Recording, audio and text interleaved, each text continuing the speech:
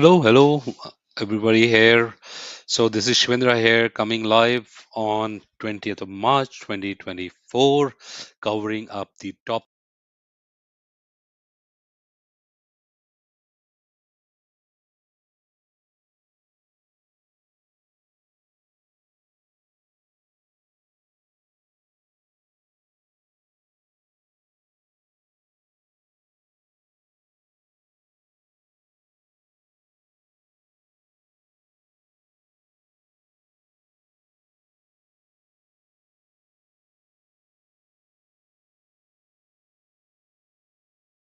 So we'll just get started on this. So how to navigate the volatility in small cap? I know that we have been um, discussing this for some time in terms of how to navigate stock market investing. My name is Shivendra Bhatia, and I kind of follow peaceful weekend investing, which is kind of an approach which I kind of arrived at based on my lifestyle, which is while we are working through. So I'm going to share with you some important tips today, which are to understand, because some of my listeners are going to watch this video offline after the live on the YouTube video, and those would want to know what is small cap, okay, and why should we bother. And second, we're going to discuss through what I mean by that. We should be considering and looking into small caps, and I'm going to share with you three important concepts or nuggets which you can take it forward in your implementation, and you can implement that. And whatever we share, as I always say, that my job here is to share insightful information which you can implement, not just theoretical. And that's my job when I come in and share and what I follow. And again, there, I'm not an expert, I'm just being a learner or a good learner in this particular niche of stock market investing, and that's what I do as part of peaceful weekend investing. So if you're new to my channel, do subscribe and hit the notification bell, and type in peaceful in the comment box below so that I know that you are ready to go. So are we ready? So let's get cracking. And do put your comments box below, and when you're ready, just so that I know that you are able to hear me well. And also I'll try to address those questions along the way, because that way it becomes much more interactive. I would just don't want to have a monologue. I want to have those interactions with you. And just a quick disclaimer, please read through, pause this video, read through. I'm not going to do it. I've highlighted the important ones, those who are joining in from India, US, or Australia, so that there is a clear disclaimer there. Thank you. So let's start with first thing first, right? Is small cap investing can hugely rewarding if you, and only if you, that you, what I want to cover, right? So if you tell me, what do you think? Why should we focus on small cap investing, and why it is rewarding?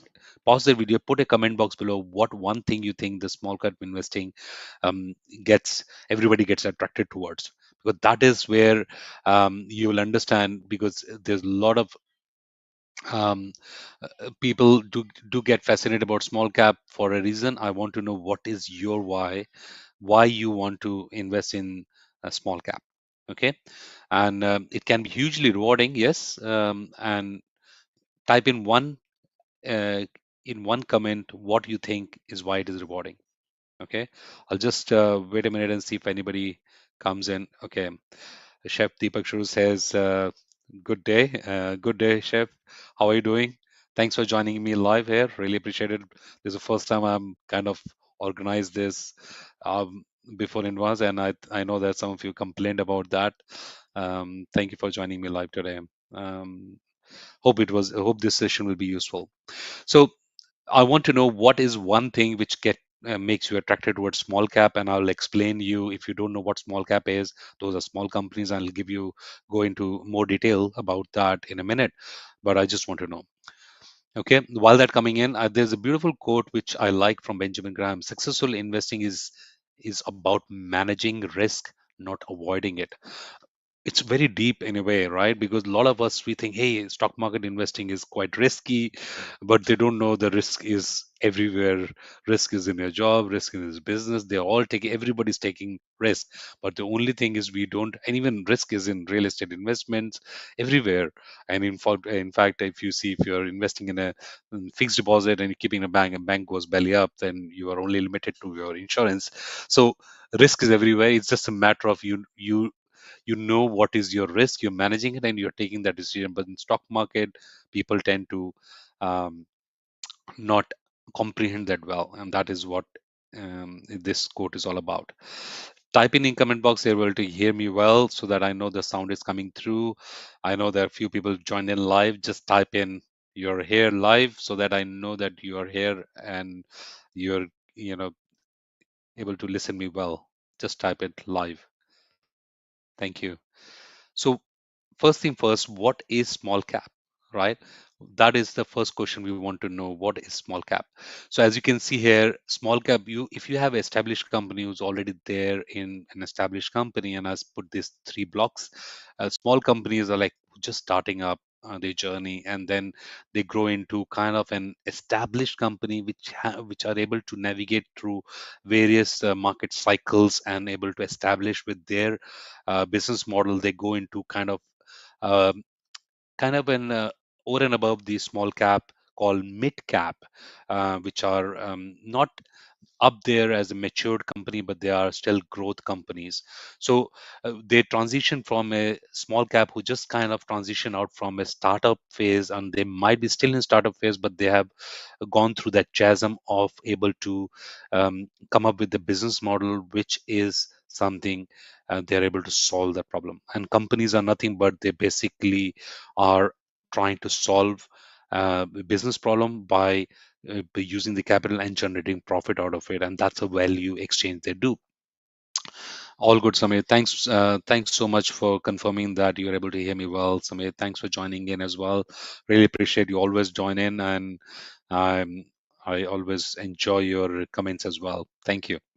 So, main thing, according to me, if I have to say, what is the important differentiator is this.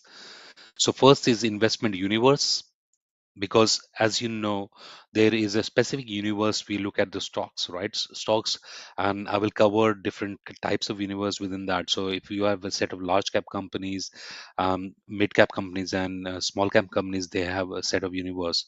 And most of the investments, when they manage funds who are investing in mutual funds in India, they invest, they based on their mandate, they invest on those caps, and that has a big differentiator. And what you see now, what is happening in India market, and when the market corrects, you get beaten, small cap beaten down first because of their investment universe, risk profile, and return potential. When I say risk profile, I want to just spend some time on that, because you are looking at a risk profile of a small cap company because they are small for a reason. And what is market cap is number of shares which are allocated, right? Number of shares and multiplied by the price of that, right? And their market cap is what defines the generally there could be the price is not a definition, right? Because price, you can have a small cap and you can have $100 stock, right? It is the number of shares, the float, which is important. But what is important is the volume which is associated with that, and the risk profile of that company, because they might be focused into one business vertical, or they might have most of the revenue coming in from a particular segment within the industry, or they might be providing services to bigger large caps organization, b2b, or it could be b2c. So you have to do some bit of digging and understanding of what is their investment, what is the company does, and what problem they solve. And if they're established company or mid-cap companies for the matter, they're more mature companies in cycle, and they are able to establish themselves with a larger client base, whether it's a B2B or B2C, and they're able to weather through some kind of challenges. Could be whatever the business risk could be, whether it's environment risk, it could be material risk, it could be risk for the interest rate cycle risk, or it could be time when it was a COVID risk for that matter. Like, for example, I'm not going to give you specific names for investment, but I just want to give you, for example's sake, there's a company called Wonderla Holidays, which is in a theme park based in India. And now those company was completely during COVID type, they were completely shut down. Now this is a solid business model they have, but the important part, what made them survive, because they, when there's a COVID time, nobody's going to go to water parks, right? But how did company survived through that? They actually cut down on all the operating expenses they had. They knew that when the COVID will get over, then again the people come back into water parks, and then they can do it. But what of the key differentiator about that company was that they were having all in-house maintenance of their rides, and they were building all those themselves within the team, so they could control the cost very easily. Had they would have gone with the model they are dependent on foreign companies, they would have operating lever, or operating cost would be very high, and that probably would have made them completely bankrupt. And they were cash rich, they didn't had any debts as well. So debt is another aspect of the risk profile. And then the return potential is also pretty high. So I hope you got the differentiation. So it's the investment universe, risk profile, and risk potential. Return potential is the three things. Type in comment box if you find it useful. Okay. And let's come to, in India, um, what is the differentiation of large cap, mid cap, and all. So SEBI or AMFI defines it. The large cap top 100 companies will be considered as large cap. Whatever the top 100 companies are listed as per the market cap, and and mid cap is 150 companies. From the after 100 companies are mid cap companies, and remaining are all small cap. So they don't differentiate what is a market capitalization. They all depend on whether you are in, if you are top 250 companies, then you are between the large cap and mid cap. The rest all are small cap as per the new market cap buckets. And if you want to know all the list which MFI gives that regularly, you can go to the website here, and you'll find the files here which you can download in CSV file, and you can check this. Every quarter they release this file for you to understand that in India market. So hope this was something which was you find it valuable. So let's move. What is in worldwide? That's in India, right? If you're looking to invest in other market like US, Australia, then what do you do? So typically this is what it comes out. 250 million and 2 billion is where you consider that as a small cap. Any company which is within 250 million to 2 billion or below that, obviously, and then it's a micro cap as well. So but that's a small cap, and then you have mega cap as well. Above this is a mega cap. So you got 2 billion to 10 billion is mid cap, and then you have large cap, 10 billion to 200 billion, and then you have mega cap like Apples or Googles, which are $1 trillion. So um, thanks, Deepak, for confirming that you're able to hear me well. That's great. Thank you so much for that. Now, that's the definition of small cap, which is very, very important. A lot of people don't get that. And if you're finding it, I'm going slow, you can always 2x the speed when you're watching it in afterwards, just for those who are going to watch it later. Unfortunately for lives, people, thanks for joining live, because you're going to have a special offer at the end. So I'm now going to talk about three core concepts of small cap investing, and that is something which you can use that as part of your investing journey, and you can take some benefit out of that as insightful implementation based. And those are something which I've learned over a period of time. So are you ready with that? Type ready, so that I know that you are ready for understanding those three core concepts. First thing first, understand, you need to ask if company can transition to mega cap. Now what do I mean by that? Whenever I look at the companies who are micro cap, or I don't even look at micro cap, what's happening with SMEs in India and other markets, so I don't look at it. But companies who can transition themselves from micro cap to small cap, or small cap to mid cap, and to large cap, those are the companies which can clearly make you mega wealth. And if you think that you can't find it, this is our, as a investors, stock market investor, this is where I spend most of my time, because if we get one such company and we have good allocations, like imagine you having Amazon when it was just at the early days of their fancy stages, right? And now it's a mega cap company, like for example Google, and this will keep happening, the cycle will keep happening, right? Some companies might move from small cap, micro cap to small cap and then die out, right? And you have to understand the stats of how many companies actually transition. There are not many. So there was some stats, and I'll share that sometime. But it's very small number who moves from small cap to mid cap and mid cap to large cap. So that's where the risk comes in, and that's why I was talking about the risk profile of companies are there. Everybody is looking for this holy grail. Which company will go into transition into mega cap? Okay, and that's where our quest is. And again, finding those is gems which we are looking for as an investor, and that should be our goal, because a lot of us are getting involved in noises about, oh, I've got 100%, 50%, or 20% profit, and I get excited about it. But if you look at your investing goals, that is should be your goal, right? Type in goal so that you know that you got what is your goal. So I, in a way, to find those one company in a year which can transition into large cap or mega cap, and that'll be your uh, biggest achievement. And you have to have a right allocation. A lot of people find it, and I remember having one company early days when I was just starting off my investing career. It was, I can give the name because I don't hold it now, as a disclaimer, was Mother Susumi. I i had tons of position at 16 rupees, and that stock was one of the biggest wealth creator. But again, I didn't had a process, I didn't had anything, because I was buying based on broker tips. And obviously you don't hold on, because you can't build that conviction of the companies. You can't hold it if you don't have your own process.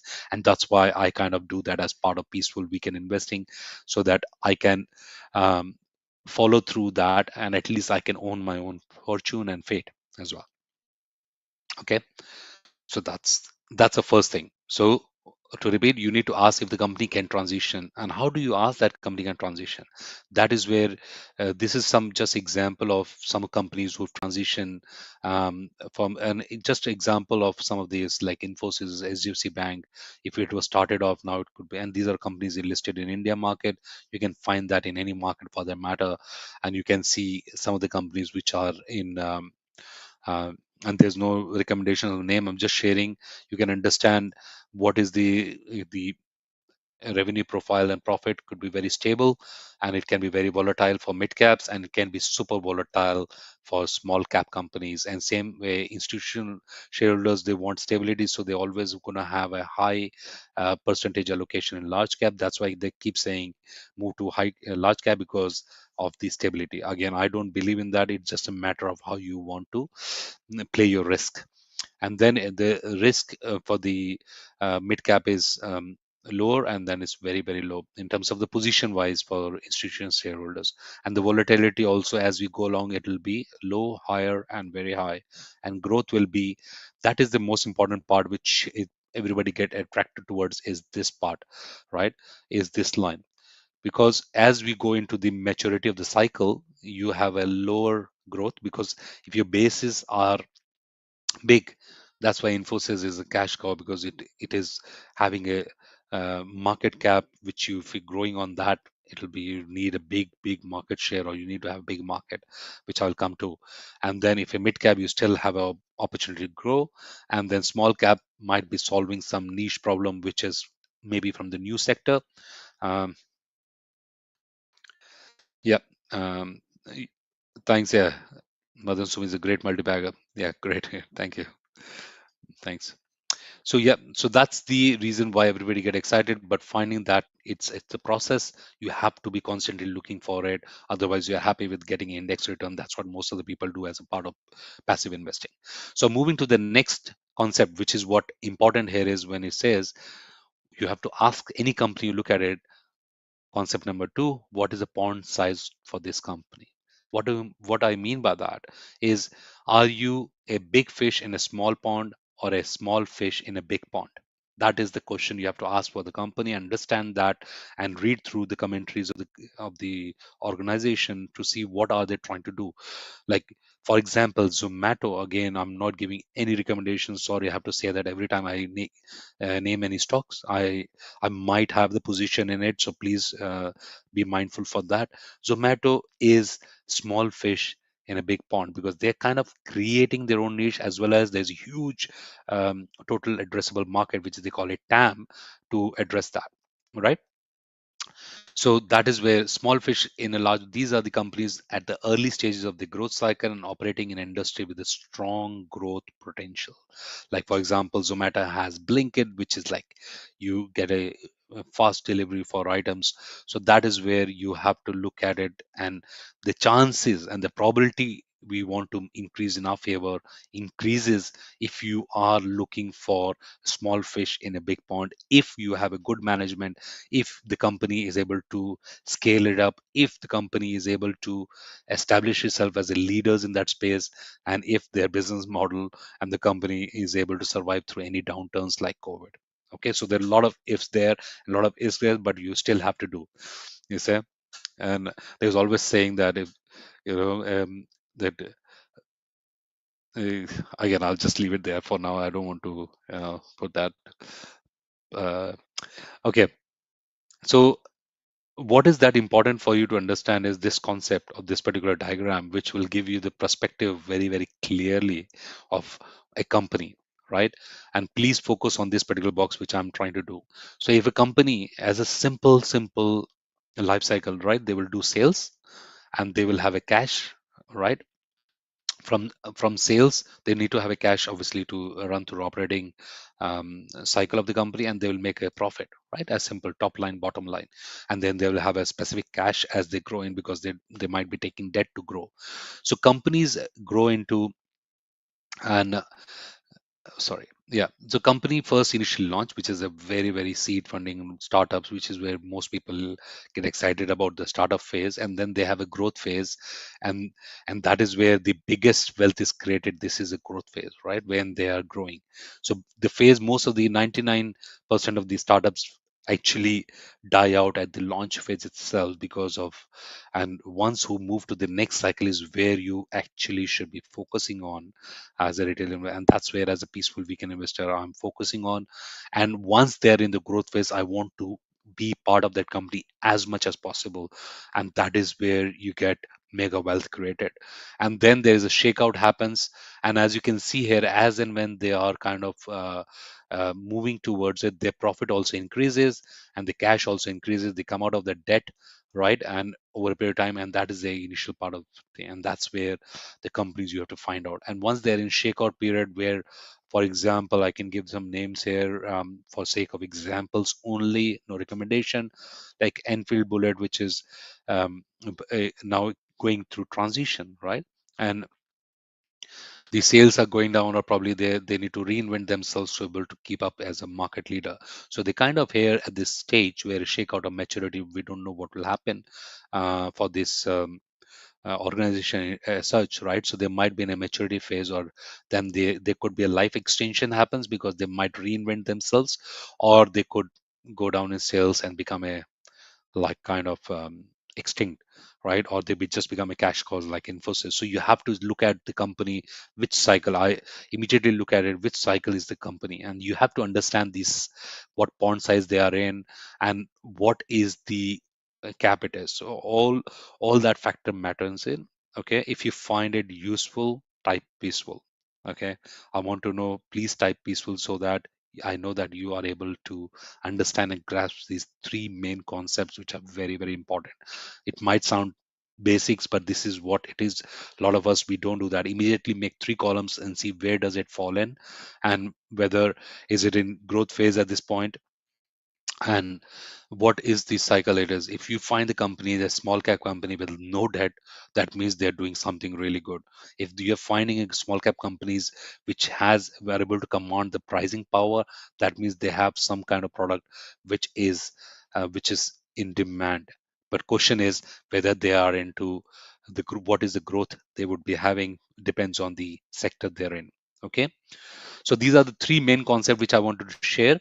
So let's move to that was two concepts, right? And third one is how do I filter and track these companies, right? And that is where, because I don't want to make this live session too big, I want to cite you these two videos. You can watch this powerful screener for free, which is one of my best videos so far. At least people are liking it, they're getting value out of it. If you haven't watched it, do watch it. Thanks, Herschel, for coming in and typing in powerful, peaceful, and it is much appreciated.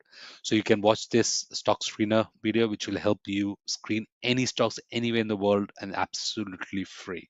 Okay, and then you can go and watch this particular video called as Bhatia, great stocks, how to find great stocks under 10 minutes. And these are two screening tools which you all need in terms of your journey.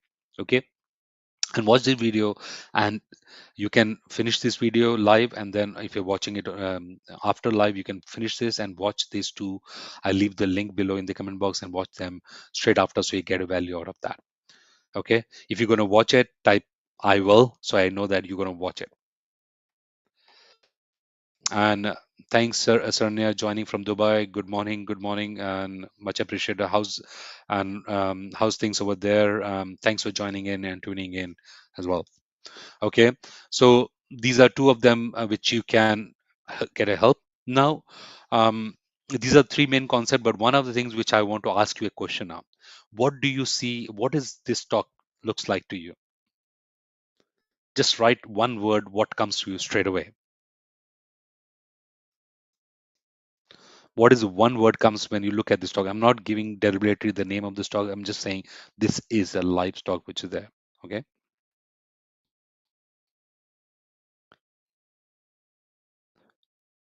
so what first thing comes in your mind? Type in comment box below. When I look at it, I when I look at it, it feels like to me Burj Khalifa, isn't it? So it looks like exactly the same, where you can see you don't want to have those small caps or stocks which go in fancy in momentum and then fall like pack of cards, right? You don't want to do that. So that's why I said initially the risk is the most, and you have Serena, you will be familiar with it because you're from Dubai, so you know Burj Khalifa. You can see it from anywhere because I used to live there for 7 years, so I know you can watch, you can see, and feels like Burj Khalifa is falling in. That's why it is inspired from that as well.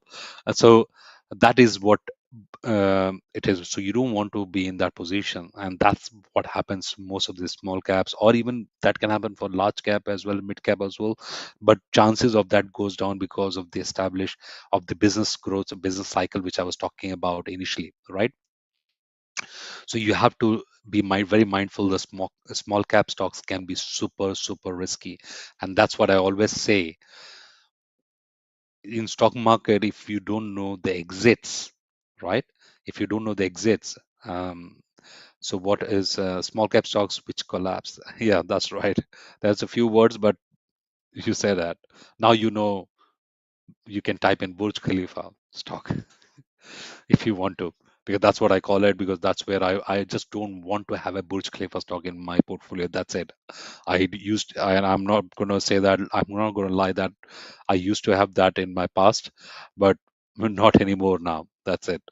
So one thing which is important is I don't want, it feels like death by thousand cuts, right?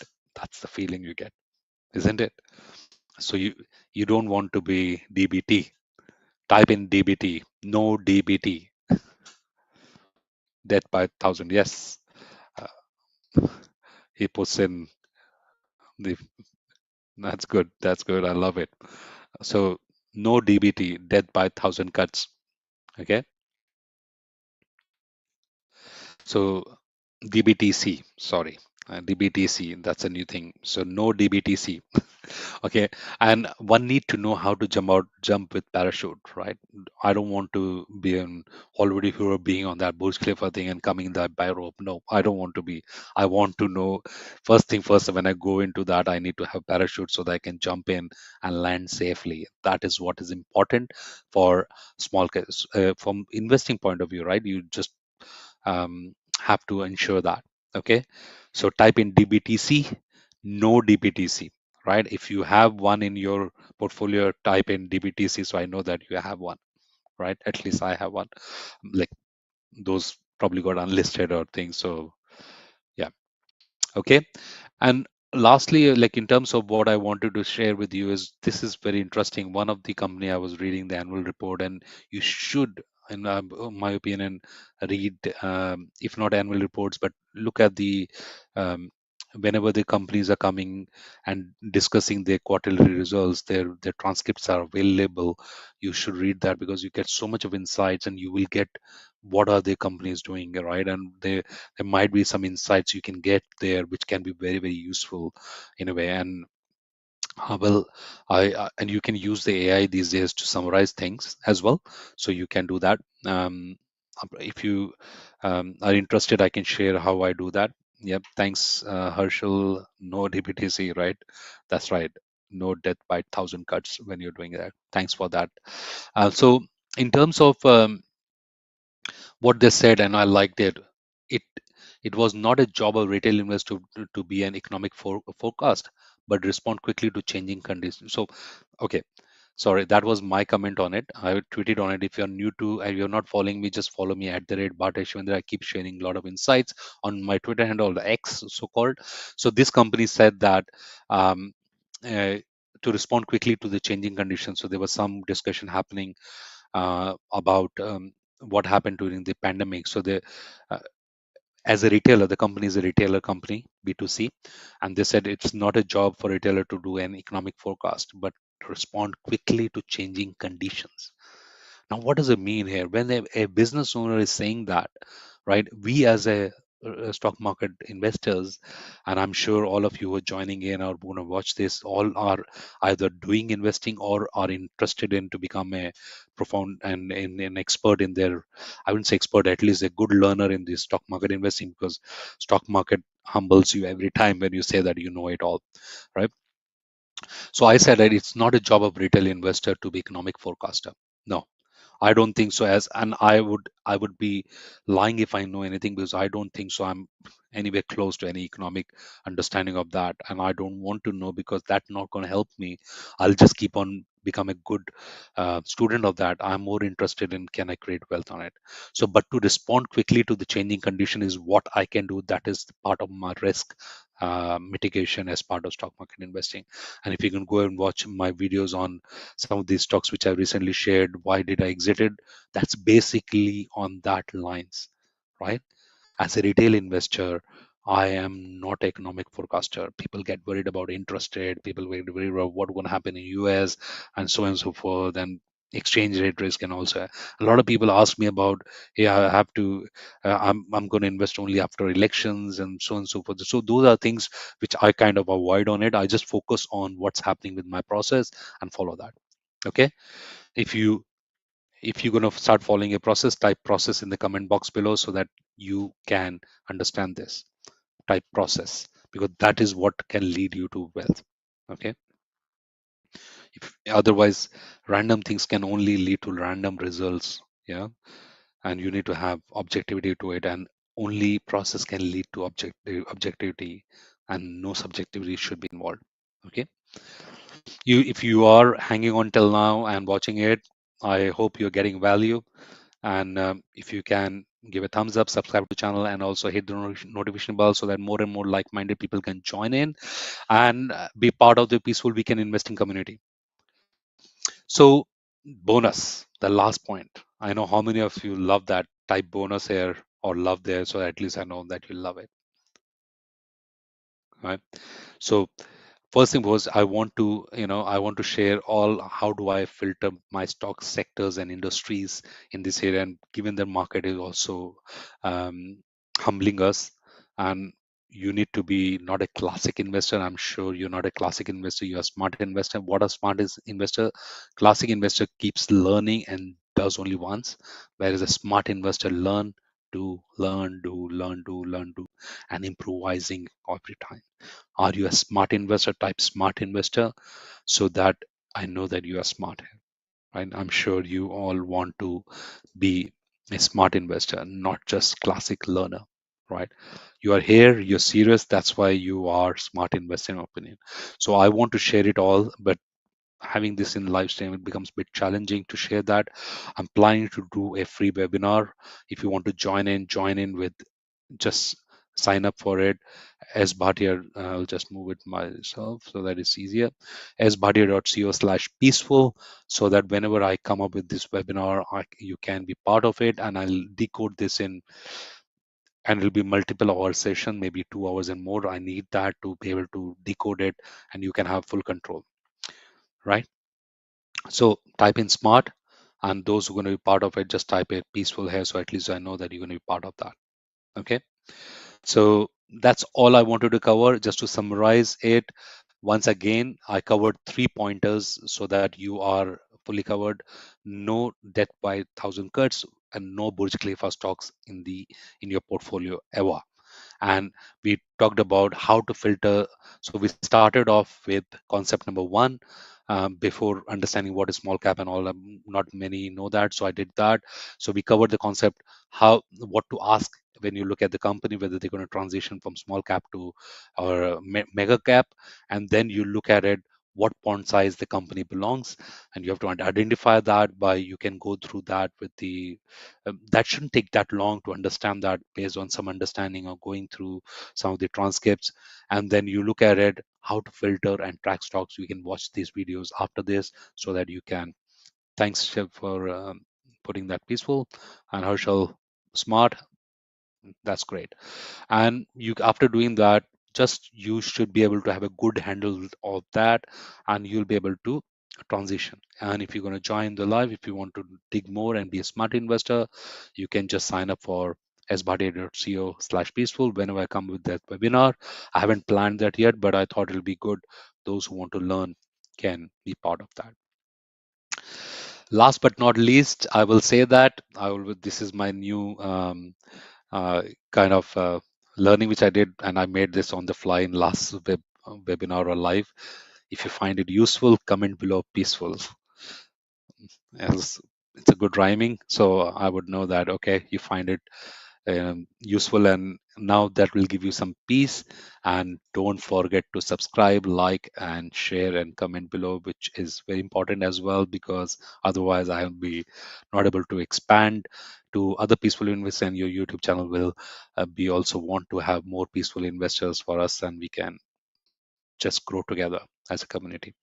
So with that, I want to end this. If any question comes in, I'll just hang around a bit and see um, if any question I can address that before I end this live stream. And I appreciate those who have joined in live. And if you're watching this video after live, put in comment box below. I read everyone's question and respond personally. I love to hear your thoughts. What is that I can improve upon, or what are the video I can share? Sometimes I don't know. I'm just trying to do my. Thanks, Nicole, putting that peaceful. Really appreciated. Um, and then we can take it from there. If there are no questions, I'm going to end this live stream now and let you enjoy the rest of the day. Wish you a peaceful weekend investing. Bye bye.